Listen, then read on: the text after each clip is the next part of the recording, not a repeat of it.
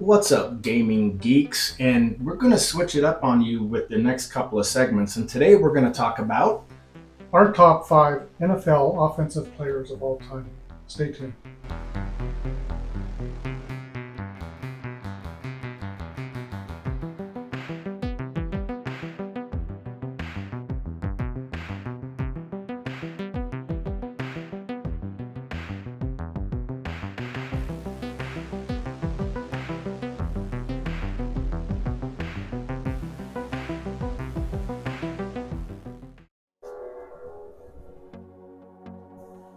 All right.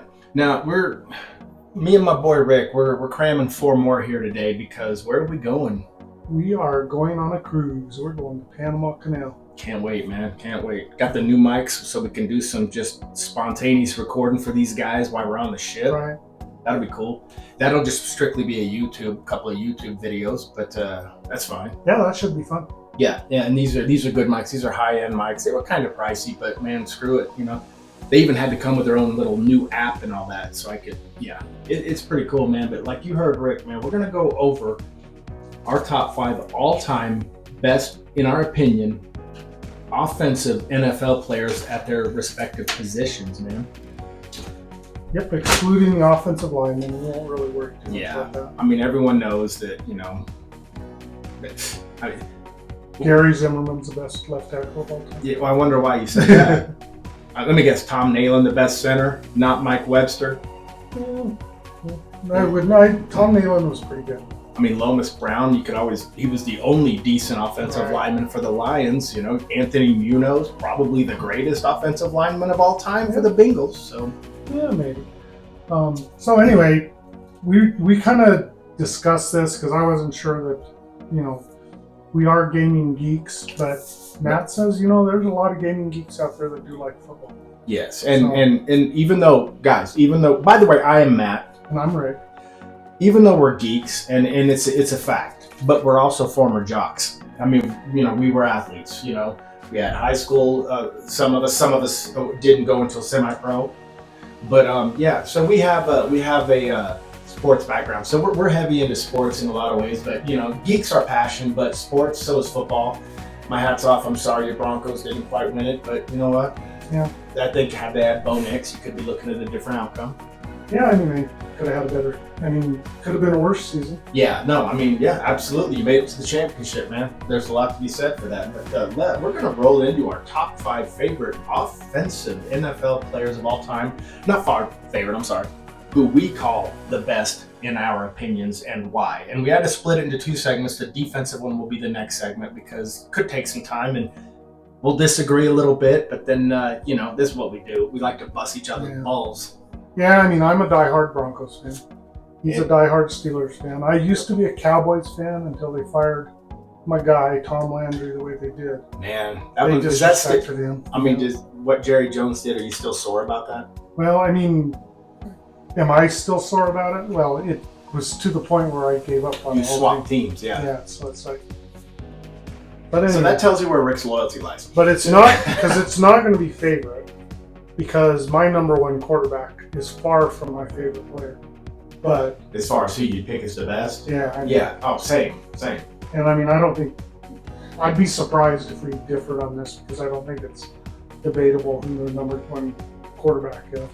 Well, we might have a debate. Really? Yeah. As a matter of opinion, yes. 7 Super Bowl victories. When you can put asterisks next to them, though, they're always in question. And I'll tell you why I picked who I picked and how he could have very well probably had just as many. And I'll tell you that. But anyway, like my favorite offensive player of all time is Ben Roethlisberger, and he's not even on my honorable mention. I would have thought your favorite player was Barry Sanders. One of them. He's in my top 5 favorites. So is Steve Largent. But none of these are making honorable mentions except for Barry Sanders, of course. But you want to start with quarterbacks, bro? Do you want to go from your least on your list to the best? Well, the top 5, I think the top 3 are interchangeable. Yeah. Okay. So I'll do my 5 and my 4. My 5 has to be Elway. He's one of the guys. Now remember, he's a Bronco fan. Well, put number 5. Right. And the biggest reason is Elway was a Stanford quarterback. I understand. He played in the West Coast offense. It was just brand spanking new. Well, before you continue this, give 2 honorable mentions at quarterback that you think deserves some mention before you go into your number 5 pick with John Elway. I mean, it's spontaneous. I can tell you one of my honorable mentions is going to be Troy Aikman. Yeah, that's pretty good. I'm drawing a blank right now. That's okay. And I'm going to give 2 honorable mentions for every position. My other honorable mention at quarterback will be Johnny Unitas. I never saw him play, but believe it or not. Well, I love old highlight reels. And for the time when this was before they insisted on that cornerback Mel Blount rule, the stuff he was able to do back in those days, unreal. So, How about instead of giving 2 honorable mentions, how about my most overrated? Joe Namath? Oh, yeah. Most definitely. Most definitely. That's a good one. For overrated. But go ahead. And you were talking about Elway and the Stanford. So he was running the offense that they ran in San Francisco. And West Coast. The coach that Denver had, Dan Reeves, was run the ball. His offense was just so hindering. If Elway would have went into that West Coast offense, if he would have been on San Francisco or any team that was running a better offense, he would have been, with his physical talents, he's still graded as the top quarterback of all time as far as draft grades. Right. By the way, again, Denver Bronco fan. Yeah, but I'm just saying. I know. He still won 2 Super Bowls. He got an NFL. He got an MVP and he got a Super Bowl MVP. And stat-wise, he just wasn't as good as he could have been.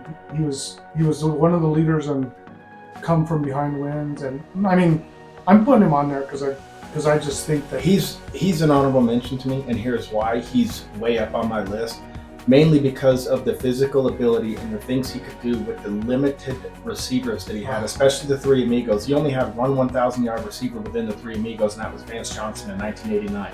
That was his only 1,000-yard season.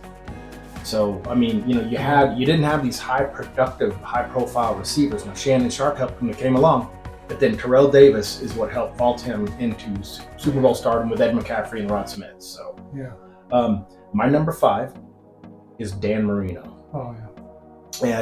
Again, you had a guy who never had I think he only had one 1,000-yard running back in his career, and that was towards the end of his career. And that guy's, believe it or not, his name was Kareem Abdul-Jabbar. And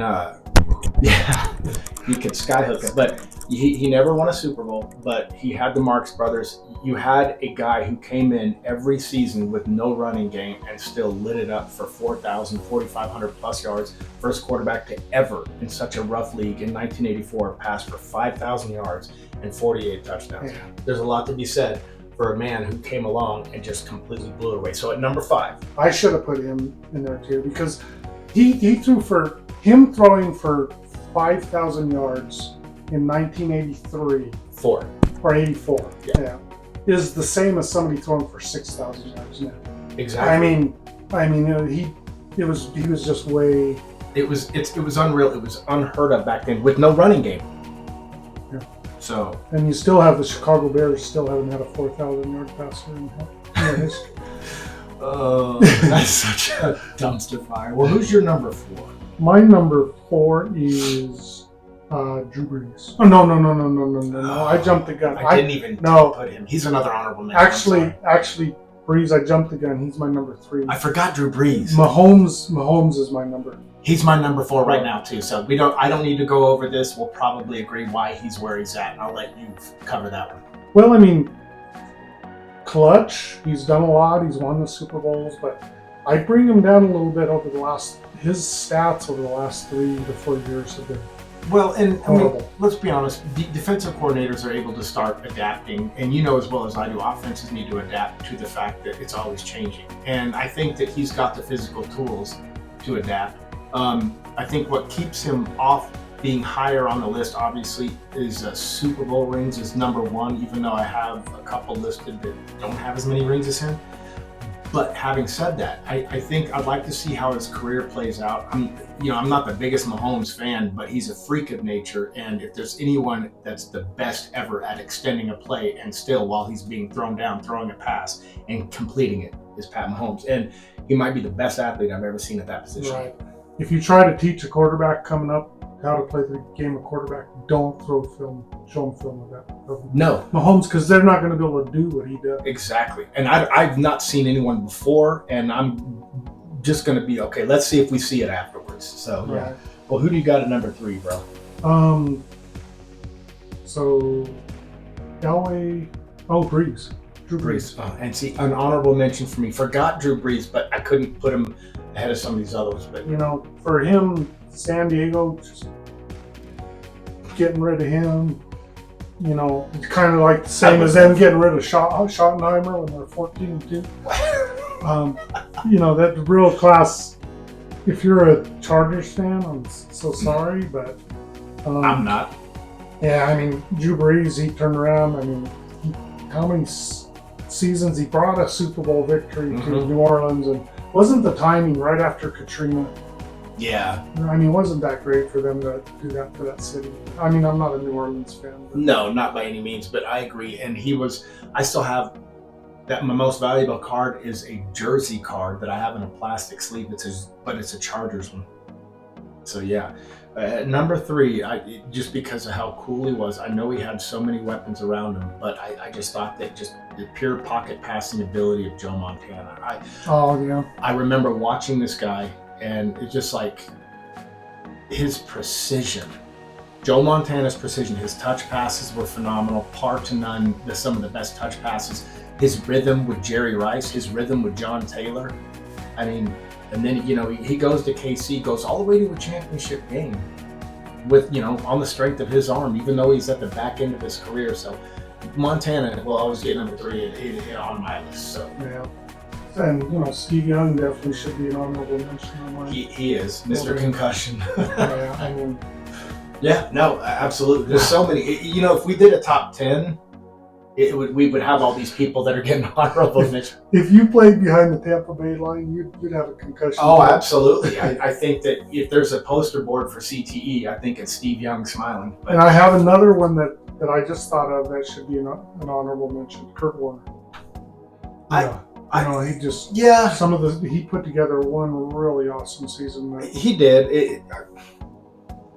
I can see that. I couldn't put him in the honorable mention list because I think there's so many other quarterbacks that have. Yeah, there's a lot. Who didn't even get honorable mention that could be up here is Phil Simms. He's won some Super Bowls. Now I know he did it with Hostetler too, but look at his numbers don't lie, man. But anyway, so who is your number 2? Peyton Manning. Greatest student of the game. That's all I'm going to say. He's so intelligent. And even, they say you think it would be easy, like with Houston this year and Denver this year, you have this great defense and you're thinking all I need is an average offense. But he's the one that did it on his last year where he was physically not quite there. Yeah. He still won that Super Bowl. Yeah. Although Brock Osweiler would have told you he was better than Peyton. I think they still made the smart move playing him. But, boy, that one season, 2013, I believe, where it's still the greatest season ever by a quarterback. Yeah. No, my number 2 is the one with the most Super Bowl rings, Tom Brady. A lot of people would, and I know you too, like, dude, how many trophies does he have? 7? Mm-hmm. And you're like, how's he number 2? How do you put anyone before him? Well, first of all, asterisks, and more asterisks. And not only that, yeah, he was a phenomenal quarterback. He was more of a Joe Montana style quarterback. But I try to think about how could he have played in an era before the rule changes, and I think he would have had his ass kicked. And he did make a lot of things happen with some of the limited weapons that he had until Moss came along, which really helped, and they couldn't even win a Super Bowl then. But who I'm putting before him, there's a reason why. Well, won 7 and he went to 10, I get which that. is nowhere near. And 10 minutes from now, I'm going to be looking up the rule book, and I don't think I'm going to see an asterisk on there. But I don't know, man. I don't know. There was just too many things that were surrounding the Patriots during that whole run. I hear you. I'll give you my number one first, because I know your number one Well, I'm number is one. my number two, and my number one is your number two. Okay. Here's why I go Peyton Manning as the GOAT. My number one, and why I think Peyton Manning's the best quarterback of all time, because watching him in his prime, he could have had more Super Bowls. He lost one against the Saints. I get that. They won one against Chicago. That he won one in Denver. Now, if he didn't have, as he quoted, the idiot kicker missing, he probably would have been in more. If Ben Roethlisberger doesn't tackle Nick Harper of the Colts, he's probably going to go to the Super Bowl that year as well. So I think that there is certain circumstances of freak plays that literally limited his amount of Super Bowls. But I think when you have someone, no one checked down better, no one studied the game harder, and if you ask me, yes, you have Tom Brady with all these trophies, but if you ask me who I want in a more, who do I want to trust the offense to drive down the field, I'll pick Peyton Manning. Well, and nobody could read a defense like he could. No one could audible and adjust the plays. Yes. Yeah, I mean, he and Troy Polamalu had a chess match, and it was freaking beautiful, man. And so, Peyton Manning, to me, as far as who I saw play as the best ever, not just accolades, but on the field, leading a team, commanding it, and scaring defenses, Peyton Manning. I'd like to agree with you because That's fine. Because you do have a Broncos number one, but Yeah, and I think he retired a Bronco too. Yeah. Yeah. But I mean, I just Brady, regardless of the asterisks, all of that, just he was able to do a lot of the things that Peyton did, just not quite to the level. I mean, he changed plays, he read defenses, he was very accurate. He probably had better tools, although Marvin Harrison, not a bad tool to have. Let me ask you this. You think Peyton could have done the same thing given he was in Tom Brady's situation on every team? Same thing as Tom Brady did? Yeah. Oh, yeah. He would have been good anywhere. It's just based on the situation. I mean, if you put him with Jerry Rice and John Taylor in his prime, boy. Yeah. Or you give him the Marx Brothers that Marino had. Yeah. I mean, yeah. No, and I understand why. Because he was that smart. No, I understand. Peyton was that smart. Tom Brady. You talking about Tom Brady? Yeah. I think he was very underrated coming out. Oh, of Michigan, absolutely. And I was a Michigan fan, and I mean, for him to do, or Drew Bledsoe had to blow out his leg to let him play. But anyway. No worries. What we'll do when we get to tight ends, we'll fly through the tight ends, but we'll go to running backs first. And I can start off the list if you want. Two honorable mentions that I'm not putting on this list that I probably should. Three. I'm gonna go Earl Campbell just because of his just brute running. I'm gonna go Curtis Martin because of his longevity of able to extend his career lasted a long time. So Curtis, my favorite Martin, and then LaDainian Tomlinson is going to be another honorable mention. So, boy, hard to keep LaDainian off your top, isn't it? Well, you'll understand why when you see what I got on here. Yeah, those are good honorable. You want to stick with those? Well, I'm going to tell you who my number 5 is. Okay. Adrian Peterson. Very talented guy. I mean, even after ACL injury, coming back, producing just year in and year out, trucking people, catching passes out of the backfield. He's my number 5. Okay. My number 5.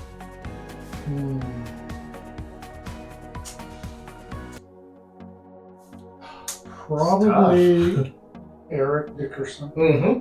Another honorable mention. I'm so sorry. Yeah. I mean, his physical talents. I just remember him coming out, wearing the goggles, and he was just, when you looked at him, if you James Worthy of the NFL. If you put him physically, so he's in pads, you put him physically and had him stand next to all the other running backs of his age, it was like a man among boys. I mean, physically, just looking at him, he was so imposing. Only one person caught him from behind. Oh yeah, he was so fast. Darrell Green. Yeah. Obviously.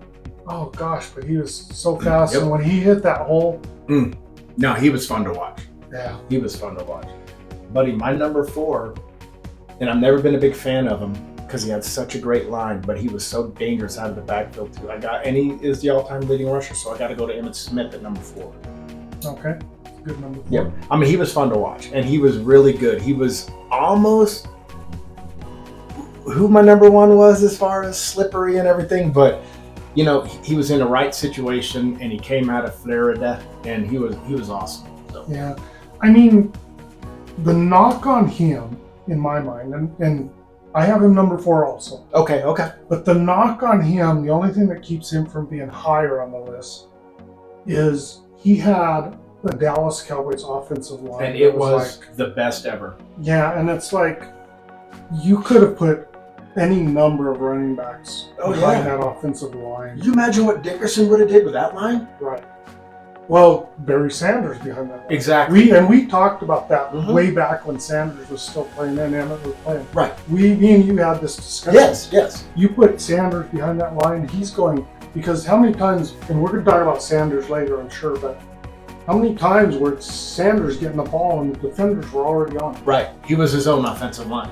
Yeah, and then, so he was dancing around. But anyway, that's a knock on Emmett, and it shouldn't count against him, But unfortunately, it does because he had the best offensive line to ever grace the field. I mean, it was just my number 3 is I have to go with Walter Payton. Sweetness. I mean, come on, man. I remember watching him and just sitting there. Even his last run of his career went for a long gain, so you're just like, holy shit. I mean, fine athletic. I met him. It was kind of cool. But anyway, yeah, he's my number 3, Sweetness, just because he. and what a great person too. Yes, oh, absolutely. And then, so I follow on Facebook his son. Mm-hmm. His name's not coming to me, but he does posts all the time. Right. They're all super positive. Rest in peace to Walter Payton, Yes. by the way. Yeah. Well, my number 3 is Gale Sayers. Oh, God. And imagine. He should be an honorable mention of mine, too, because I love watching his film. Yeah. He was ahead of his time. And we have to keep in perspective when we're ranking these. We talk about this like in NBA too. You know, the rules are so much different, and the ages. And for his time, he was dominant. He was a freak. Yeah. He was a freak. Well, my number 2, I got to go Jim Brown. I don't even have him. I don't even have him on my top 5. Man, you want to talk about some fun film to watch. Oh, I loved Jim Brown. I mean, I didn't get to watch him live. I mean, he was retired before my time. But I mean, people can scoff at this. Another honorable mention would be O.J. Simpson, though. I mean, I'm talking on the field, not in Brentwood, California. I got so many jokes I want to say. I know. But I'm holding back. But you know, the glove don't fit. But no, I mean, you know. But yes, Jim Brown is my number 2. My number 2 is Walter Payton. You know, understood. You can't say enough about Sweetness. Yeah. Again, rest in peace to Walter Payton. He walked right in our row. Me and Sebastian, my cousin. It was hitting at the Heartland in Oklahoma, where they were, you know, Hollywood stars and former and current NFL players were doing some charity for the Oklahoma City bombing, and he got an emergency call. They called him up, and we shook his hand, and it was a wonderful moment, man. All right. Number 1 on my list will be Barry Sanders. Mine too.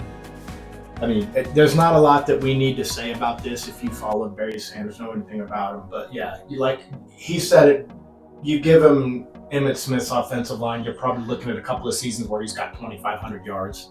And you know, my only knock on Barry is a lot of times when he did lose yardage, and I don't know if he still holds the record for most yards lost. Most yards lost, but a lot of times he created the losses because he had to. His offensive line they were like revolving doors. I mean, those guys were just. He only had 1 Pro Bowl offensive line throughout his career, and that was Lomas Brown. Yeah. And he didn't even have a long career. So. Well, when if you've ever played football, you're getting that handoff, and they're already on you. Right. And you have to create the space. And so that's why his highlights were just like, whoa. Mm-hmm. And that's kind of why we're saying if he played behind. I mean, I remember Emmitt Smith getting the ball, and it's like the Red Sea just parted. Yeah, I know. Where- exactly. And it's like, That's a good way to put it. Well, we can beat the tight ends down real fast so we can get to the receivers because we're almost at the 20-minute mark and we still have our receivers. Don't I don't you- mind. don't you like to take your time with the tight end? Gary, ignore him. PG-13. I had to say Gary, ignore him. Who is your number 5th tight end if you had to pick? Probably that guy in Kansas City, Kelsey. He's an honorable mention. I mean, Shake it off. I don't know how many times, you just, like, you even think about the 13-second. Yeah, I know. I mean, the truth is he was that proverbial thorn in your side when you didn't. If they were playing your team, he found a way to just cripple you. And if there's a tight end that he's probably one of the best tight ends that I've seen, that when they're totally covered, they come down with the ball. Mm-hmm. I mean, Yeah, running a I pattern, agree. somebody's on and covering him perfectly, and I agree. He's not the Chiefs tight end that I have on my list, but anyway, my number 5 is Rob Gronkowski.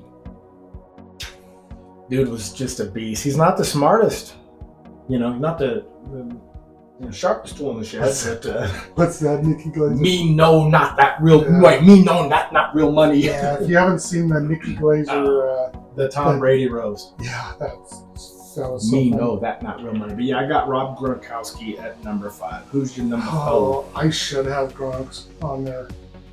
Oh, you have Aaron Hernandez. I'm kidding. That's a joke. Hang in there, guys.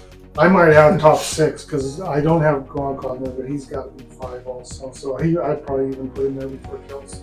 My number 4 is Ozzie Newsome. I understand why. Yeah. I understand why. Yep. And look who's at number 4. Ozzie Newsome.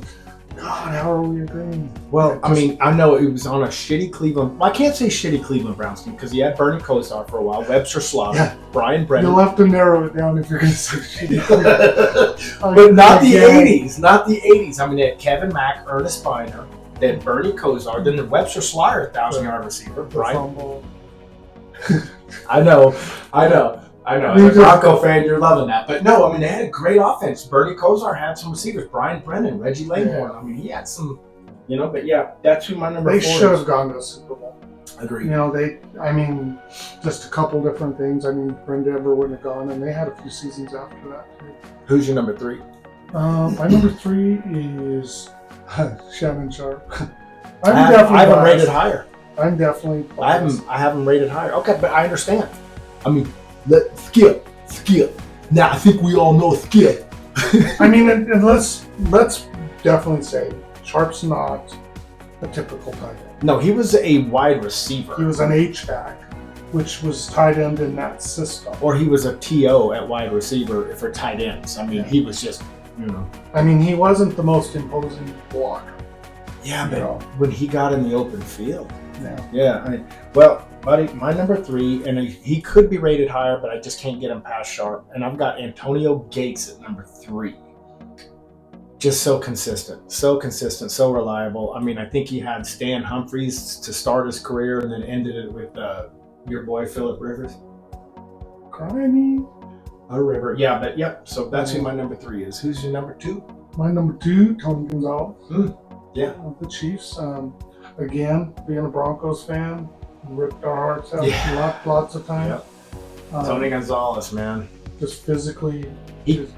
I would root against him if they ever played the Steelers, but you just had to stop and respect what he did at that position. So Yeah. my number 2 is Shannon Sharp. I mean, just because of the athleticism, how he could go to Baltimore, win a Super Bowl. You're sounding like a Broncos homer. No, I mean, Broncos are my number 2 team, but I have to be realistic. There's only 3 Steelers on my list, and they're not even making the offense, obviously. And Shannon Sharp, watching him in Baltimore, watching him not slow down, to me, he was the best athlete to ever play the position. Yeah, I won't break down. Your number 1? Antonio Gates. I understand. My number 1 is Tony Gonzalez. So we're close. Yeah, I mean I'm not surprised. I'm not surprised. I mean that San Diego offense that he was on, boy. I mean, there were a couple of years there that they were just kind of unstoppable. Jefferson and Gates was so freaking reliable, man. But, well, we are going to cut it down to wide receivers before we go. We got all 5, but give me 2 or 3 honorable mentions. Yeah, you know, I kind of, when I was coming up with this list about 20 minutes ago or so. This is going to be the hardest. This was the hard one to come up. So right now I only have 4 on my list. Okay. But you're going to be bringing up some. I'm going to be like. Well, let me give you my honorable mentions real fast. I'd have to go in no specific order. There's 3 of them I'll get. My first one, though, my favorite one is Steve Largent. Oh, yeah. Just a slow little white guy, 5'11", 190 pounds. But his routes were so precise, he was hard to cover. Okay? I would have to go Chris Carter. Great athlete, man. He could jump.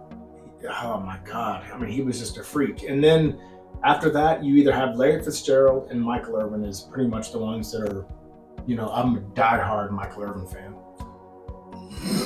Excuse me. Minus the booger sugar. But I loved Michael Irvin. I mean, you remember? He's a mess right now, isn't he? Yes. But remember, you had Andre Reed, Andre Rison. I mean, you had so many great receivers back in the day, man. And so, yeah, but I'll let, oh no, it's my turn. I will go at number 5. I'm going to go with Marvin Harrison of the Colts. I mean, he was just, I don't know, man. There was something about him. 100 catches, one of the first. Yeah. I don't remember who the first one was. No, I think he was the one that broke a record of like 143 catches in a single season, which I think has since been broken, but I don't remember by who. But yeah, Marvin Harrison had 143 receptions. He was unstoppable for that time. You know, when you had Reggie Wayne on the other side, Dallas Clark tight end, Edgerrin James running back, and then of course to me the greatest quarterback in history throwing the ball. Forget it. There should have been more Super Bowls. Yeah, you have so much football knowledge. Well, we both do. Who's your number? I guess right now number 4. Yeah, I mean my number 4 would be Terrell Owens. Yeah. Get your popcorn ready. Yeah, I mean, you sold me on that before we did the podcast. I mean, you know, he was the prototypical receiver, though. They even used him in that film, Any Given Sunday. They used when they showed the shots of a receiver catching the pass. That's him out there. Oh, really? Yeah, it's not. Yeah, whoever, I forgot who played the receiver, but it's not him. It's Terrell Owens. They used him as He wasn't the fastest receiver, but he was one of the most physical. But he was hard to catch. Yeah. Number 4 for me is Calvin Megatron Johnson.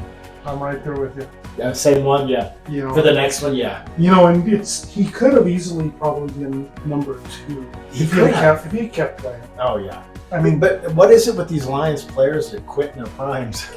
It's the Lions. What does that tell you, Lions fans? Sorry. No, Lions fans have a lot to be optimistic about now, but their history is, I mean, you know, if there's nothing, you got to have good owners, you got to have good management. I mean, I liked Wayne Fonts, their old head coach, because he had a team that went to the playoffs and won a game with Herman Moore and Brett Perriman and Barry Sanders and Scott Mitchell at quarterback. Those guys won me a lot of fantasy championships. Oh, yeah. I don't know how many times Herman Moore had 4 touchdowns in a game. He was a beast. Yeah. My number 3 is Randy Moss. Okay. I mean, remember in 1998, his rookie year, he came in a freak of nature against Dallas, 3 for like $141 and 3 touchdowns. Yeah. 3 catches, all for touchdowns. Looking like Lynn Swann in like Super Bowl 10 or whatever. Well, Moss is my number 2. And, you know, obviously I give a lot of credit to just the sheer physical ability.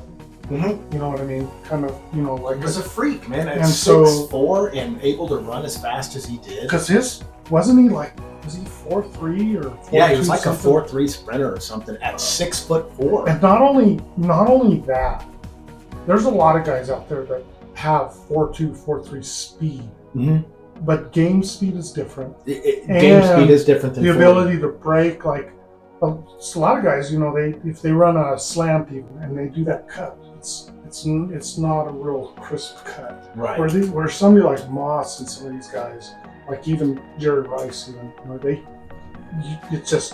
Yep. It's like they're not even slowing down. It's the best individual athlete at the receiver spot to me was Randy Moss. And how many times would that quarterback throw it, and you're like, that's out of bounds, or that's Yeah, and then he comes up with one and hand. it's like, yeah, I mean, catches he made, yeah. or catches You that. want to watch a fun highlight film? Just watch Randy Moss career highlights, except for when he was with the Raiders. My number 2 is T.O. Terrell Okay. Owens. And I think we're both going to agree on the number 1, and there's not a lot that needs to be said, but T.O. to me, he broke his leg. He comes back, 7 weeks later with the steel plates in his leg, and he has 9 catches for $109 or something, and I mean, he's screaming at McNabb to get his ass up to the line because they're out of timeouts, and you see McNabb just taking his time, and T.O.'s just ripping him. And T.O. did get a bad rap. He was a locker room divider in a lot of ways, but Yeah, you can't argue with his catches, yards, and touchdowns, man. right. I love me some me. Yes. Well, who's our number 1, brother? Just say it. Well, my number 1, I'm going to tell you, his first season, after his first season, people were calling him a flop. Flop. Yep. They He were had saying, more drops, more drop. wide open, and What then a flop. And then he comes back, has over 80 receptions for 1,500 yards and 15 or 16 touchdowns. Jerry Rice Yep, is the Jerry. GOAT. And He never slowed down. he goes to the Raiders, has 1,000-yard seasons there. He even went to Seattle, and I know he wore Largent's number, and he had a very short stint with Seattle, but he had over 100 yards in a 2-touchdown game with Seattle. Didn't he go to the Broncos? He tried, but Mike Shanahan told him he had to compete with the other guys, and Rice is like, okay, it's time to call it quits. And I don't blame Shanahan. I mean, you got a team, Yeah. but I mean, he had a connection with Shanahan from back in the 49er days, and Jerry Rice is the GOAT, man. But those are our offensive players, Yeah. man. If we missed any out that you are partial to, or you think you know better than us, you might. Trust me, you might. Let us know in the comment sections who we may have missed, and ream our asses if we did. Well, we were throwing them off the top of our head, and I'm sure there's a lot of players that I just face. Yeah, absolutely. But all right, man, that one ran over a little bit, but you can expect it. We got to talk about football finally, Oh, so gosh. we're like kids in a candy store. But brother, we will call that one. But I am outro. Me too.